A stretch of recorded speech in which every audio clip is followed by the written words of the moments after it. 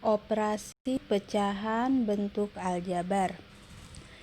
Pada hakikatnya, operasi pecahan bentuk aljabar konsepnya sama dengan operasi pecahan pada umumnya. Untuk penjumlahan dan pengurangan pada pecahan bentuk aljabar hanya dapat dilakukan jika penyebutnya sama. Jadi, caranya sama seperti operasi penjumlahan dan pengurangan pecahan yang bukan bentuk aljabar, yaitu dengan cara menyamakan penyebutnya terlebih dahulu jika penyebut belum sama. Penyebut dapat disamakan dengan menentukan KPK dari penyebutnya. Kemudian, yang ditambahkan adalah pembilangnya. Jadi sama ya, seperti pada operasi pecahan yang bukan aljabar. Pada aljabar pun tata aturannya sama. Nah, selanjutnya perkalian. Perkalian dilakukan dengan cara mengalihkan pembilang dengan pembilang dan penyebut dengan penyebut. Jadi kalau bentuknya seperti ini, A per B dikali C per D, untuk perkalian tinggal A kali C dikali B kali D. A kali C per B kali D. Ini A kali C per B kali D. Enggak seperti itu. Atas kali atas per bawah kali bawah. Atau pembilang kali pembilang dan penyebut dikali penyebut. Kemudian bagaimana untuk pembagian? Pembagian pun sama sesuai aturan operasi pecahan. Sekalipun dia bentuk aljabar tetap sesuai aturan operasi pecahan. Untuk pembagian dilakukan dengan cara mengubah pecahan pembagi ke dalam bentuk perkalian. Pengubahan bentuk itu dilakukan dengan cara membalik pembilang dan penyebut pecahan pembagi. Jadi misalnya seperti ini, A per B dibagi C per D. Maka kita ubah jadi perkalian A per B kali. Pembaginya ini kita balik, C per D menjadi D per C. Selanjutnya sesuai aturan perkalian, atas kali atas per bawah kali bawah. Seperti itu. Langsung saja kita coba praktekkan di contoh soal ya. Yuk cek contoh soalnya berikut ini. Nah, di sini sudah ada contoh soal untuk penjumlahan dan pengurangan. Ada 4 contoh soal. Kita coba untuk membuat penyelesaiannya ya. Dimulai dari soal yang nomor 1. 10 per 3x ditambah 8 per 3x. Untuk menjumlahkan pecahan bentuk aljabar, kalian harus ingat, hanya boleh dijumlahkan apabila penyebutnya sama. Sekarang kita cek penyebutnya. Apakah penyebutnya sudah sama? Kita lihat di sini penyebutnya 3x, di sini penyebutnya juga 3x. Penyebutnya sudah sama, maka kita tidak perlu mencari KPK dari penyebut karena penyebutnya sudah sama. Lalu kalau seperti ini bagaimana? Kita tinggal menjumlahkan pembilangnya saja. Langsung kita lanjutkan. Sama dengan penyebutnya sudah sama yaitu 3x, maka selanjutnya kita tinggal menjumlahkan pembilangnya. 10 tambah 8. 10 tambah 8 nilainya 18 per 3x. Nah, selanjutnya 18 per 3x kita cek apakah sudah sederhana atau masih bisa kita sederhanakan lagi. 18 dan 3. Kedua bilangan ini sama-sama bisa dibagi 3. Kalau begitu kita sederhanakan. Jadi kalau masih bisa disederhanakan, alangkah baiknya kita sederhanakan lagi. 18 dibagi 3, berapa 18 dibagi 3? 6 per 3x dibagi 3. Berapa 3x dibagi 3? Sama-sama bagi 3, 1, 1. Dapatnya 1 kali x, x per 1. X per 1 itu adalah x. Diperoleh 3x dibagi 3 adalah x. Nah, inilah bentuk sederhana hasil operasi dari 10 tambah 3x ditambah 8 per 3x. Jadi konsepnya sama aja seperti operasi pecahan ya. Penyebut harus sama. Jika belum sama, disamakan. Jika sudah sama, jumlahkan pembilangnya. Kita lanjut ke soal yang kedua. 4A per 3B kurang 4 per 2B. Nah, sekarang di sini kita cek penyebutnya dulu. Jadi sebelum melakukan penjumlahan atau pengurangan pecahan aljabar ini, cek penyebutnya. Di sini 3B, di sini 2B. Apakah sama? Tidak sama. Lalu kalau tidak sama bagaimana? Kita cari KPK-nya supaya sama. KPK dari yang mana? Ya KPK dari penyebutnya, KPK dari 3B dan 2B. Yuk kita cari 3B dan 2B. 3B apabila kita faktorkan, dia dibagi 3, temu 1, udah selesai. 2 pun dibagi 2, pembaginya bilangan prima ya, temu 1, udah selesai ya. Artinya faktor dari 3 adalah 3 kali B, faktor dari 2 adalah 2 kali B. Kita cari KPK-nya. Ingat KPK, faktor yang sama diambil pangkat terbesar. Yang sama adalah B. Pangkatnya sama, ya sudah B kita ambil. Yang tidak sama ada 3 dan 2. Yang tidak sama untuk KPK itu tidak tetap diambil. Jadi tetap kita ambil. Selanjutnya tinggal kita kalikan. 3 dikali 2, 6 dikali B, diperoleh 6B. KPK-nya adalah 6B. Berarti penyebut dari 3B dan 2B ini bisa disamakan menjadi 6B. Lanjut kita samakan. Penyebutnya adalah 6B. Nah, sekarang 3B supaya menjadi 6B, kita apakan? Kalian benar, kita kali 2. Karena 3B kali 2 nilainya 6B. Jangan lupa aturan pada pecahan ya. Jika penyebut dikali 2, maka pembilangnya harus dikali 2. Bawah kali 2, atas harus dikali bilangan yang sama, dikali 2 juga. Sehingga diperoleh 4A kali 2. Berapakah 4A dikali 2? 8A. Dikurang. Kurang. Selanjutnya 2B supaya menjadi 6B. Kita apakan? Iya, kita kali 3. 2B kali 3, 6B. Berarti pembilangnya juga dikali 3. Atas dan bawah dikali bilangan yang sama. Berapakah 4 kali 3? 12. Nah, sekarang tinggal jumlahkan pembilang. Apakah pembilang bisa kita kurangkan? Bukan jumlah ya, dikurang. 8A kurang 12. Pengurangan bentuk aljabar harus suku sejenis. 8A dan 12 tidak sejenis, tidak memiliki variabel yang sama. Berarti bentuk ini udah selesai, udah tidak bisa dikurangkan. Sudah selesai. Tapi pada bentuk ini kalian bisa menyederhanakannya. Sebelumnya, di video sebelumnya kalian mungkin udah belajar cara menyederhanakan, tapi menyederhanakan yang biasa ya. Nah, lalu bagaimana menyederhanakan bentuk yang seperti ini? Menyederhanakan itu gampang, tinggal kalian gunakan EPB dari bilangan yang ingin disederhanakan. Ada 8A, 12, dan 6B yang akan kita sederhanakan. Tinggal cari EPB dari semua bilangan itu. 8A, kemudian 6B, dan 12. Tinggal kita faktorkan. 8 bagi 2, peroleh 4, dibagi 2, ketemu 2. Sehingga kita peroleh 2 pangkat 3. 3-nya enggak jelas.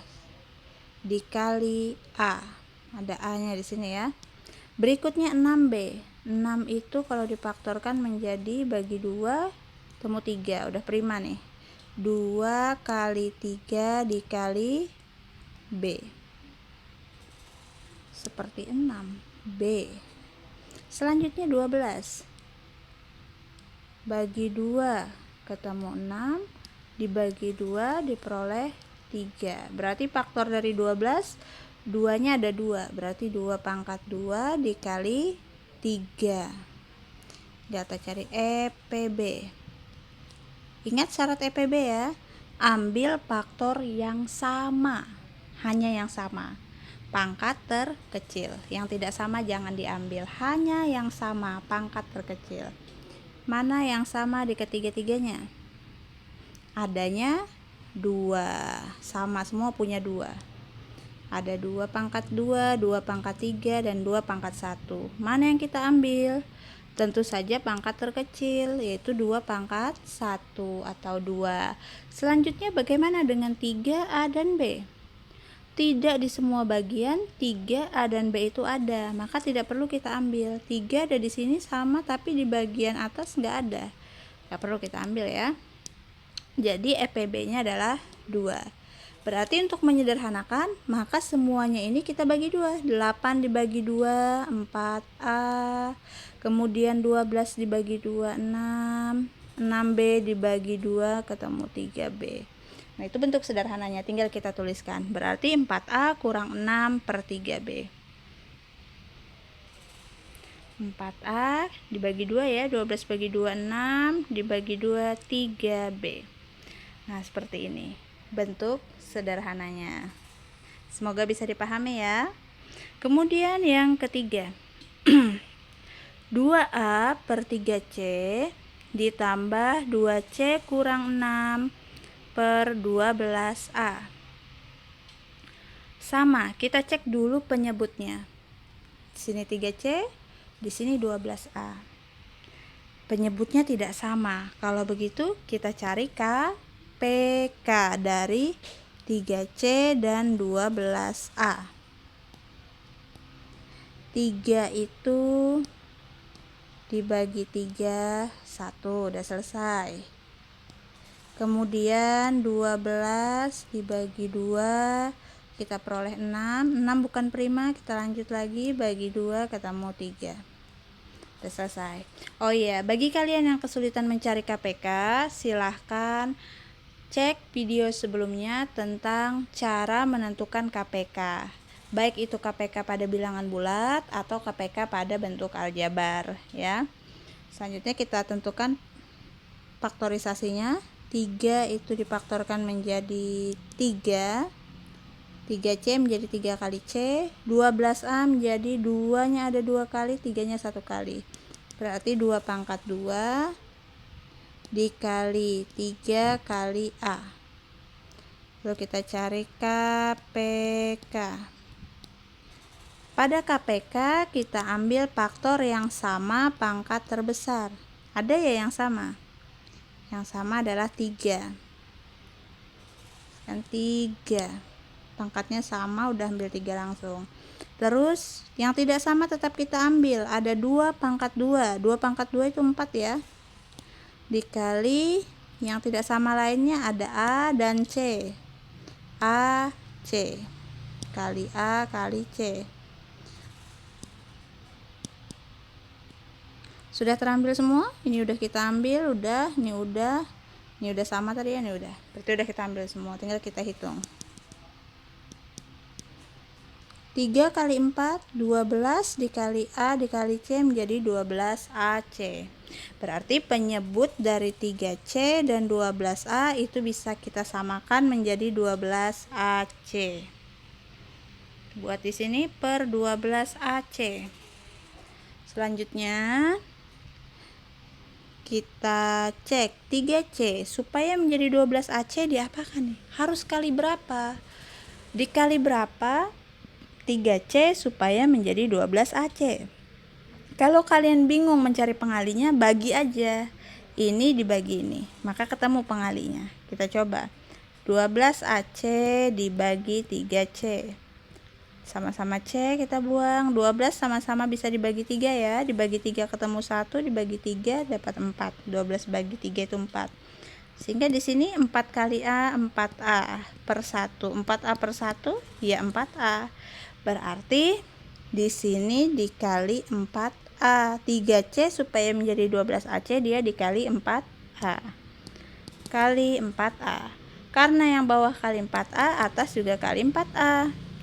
2A dikali 4A menjadi 2 kali 4, 8. A kali A menjadi A pangkat 2. Tambah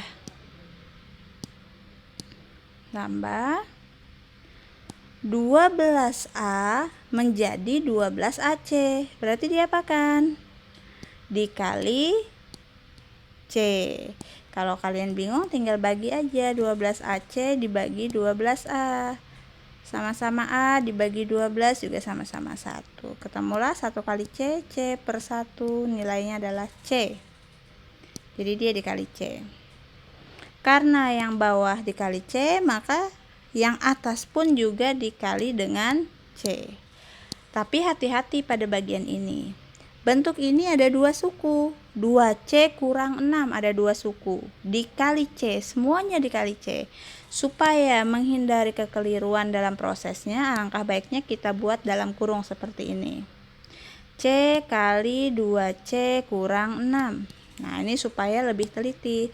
Jadi 2C kurang 6 semuanya dikalikan dengan C. Sini saya balik perkaliannya ya, sama aja. Perkalian bersifat komutatif boleh dibalik.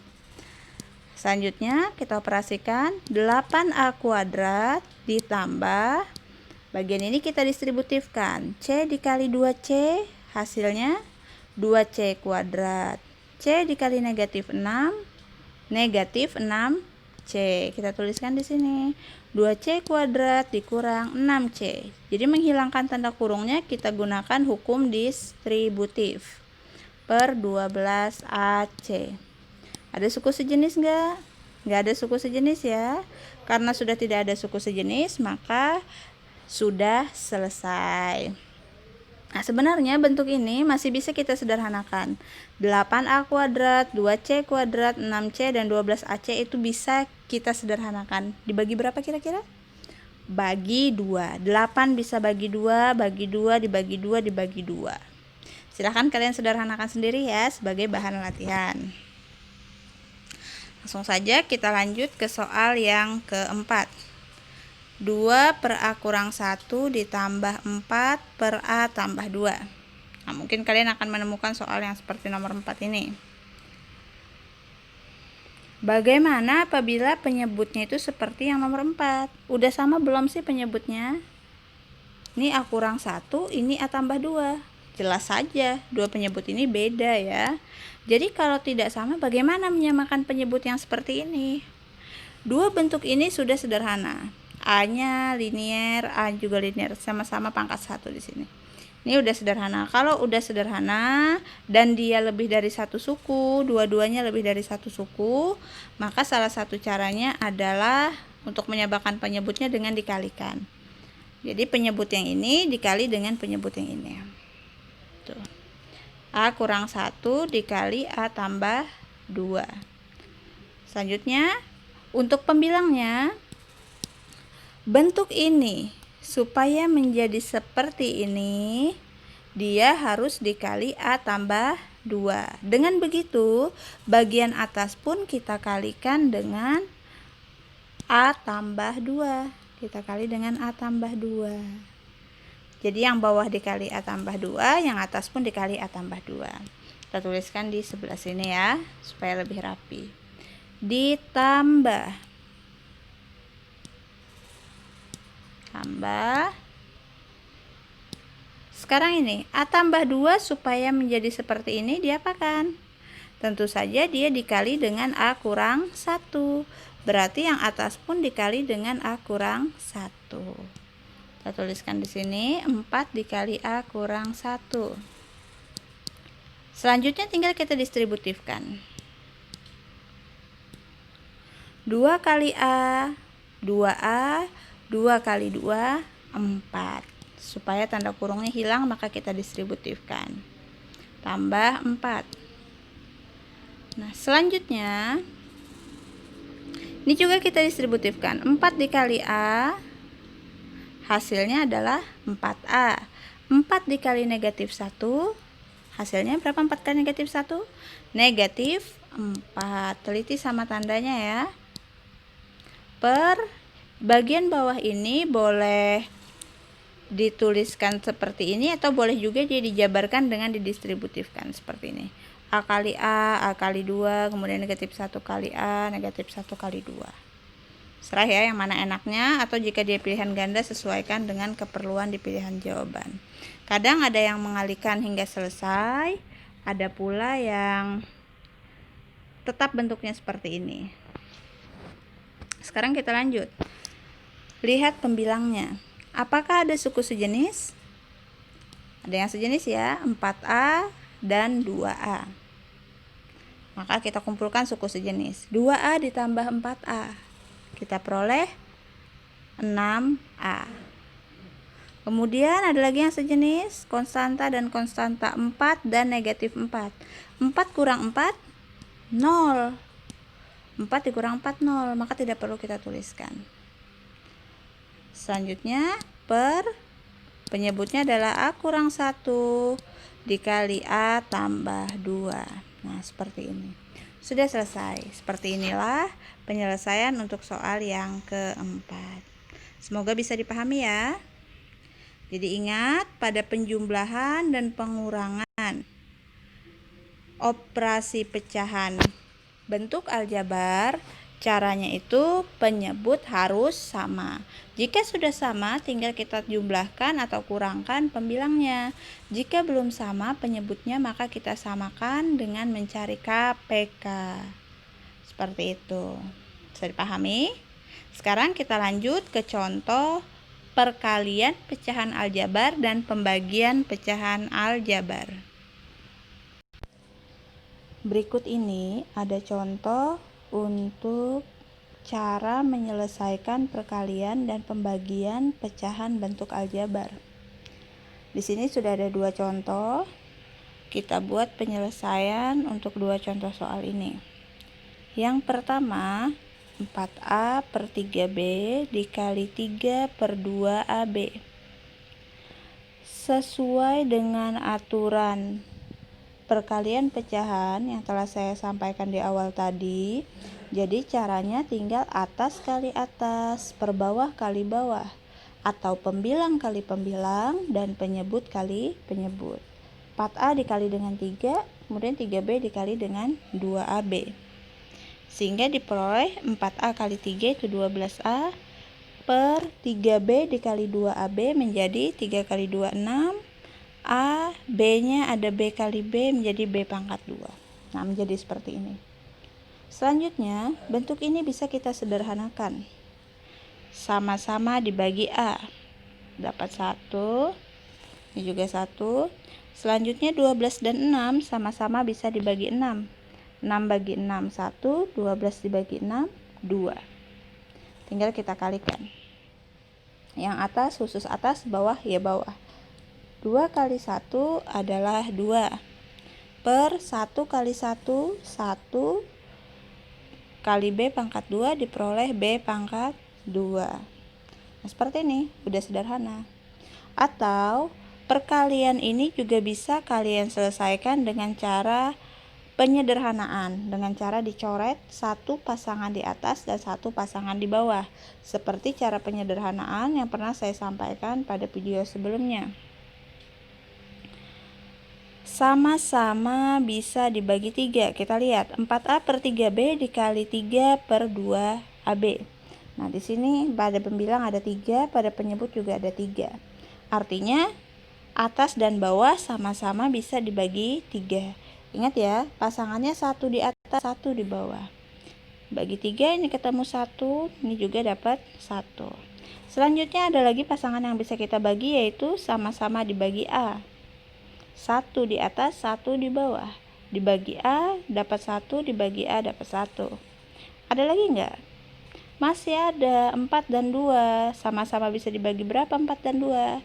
Sama-sama bisa dibagi 2. 2 bagi 2, 1. 4 dibagi 2, 2. Jadi hasil oretan itu tidak selalu 1 ya, tergantung pembaginya. Selanjutnya tinggal kita kalikan atas kali atas. Yang kita pakai yang tidak dicoret, yang sudah dicoret jangan dipakai. 2 kali 1, 2 kali 1, 2 per yang bawah 1 kali 1 kali 1, nilainya adalah 1 Lalu B kali B adalah B pangkat 2. 1B pangkat 2 itu bisa kita tuliskan B pangkat 2. Sehingga di sini bisa kita tulis 2 per B pangkat 2. Sekarang cek hasilnya. Sama kan? Jadi terserah kalian. Mau pakai cara yang pertama boleh, pakai cara yang kedua juga boleh. Hasilnya akan sama saja. Lanjut ke soal yang kedua. M kurang 1 per 5 dibagi 3N per 10. Untuk pembagian dapat diselesaikan dengan mengubah pembagi ke dalam bentuk perkalian.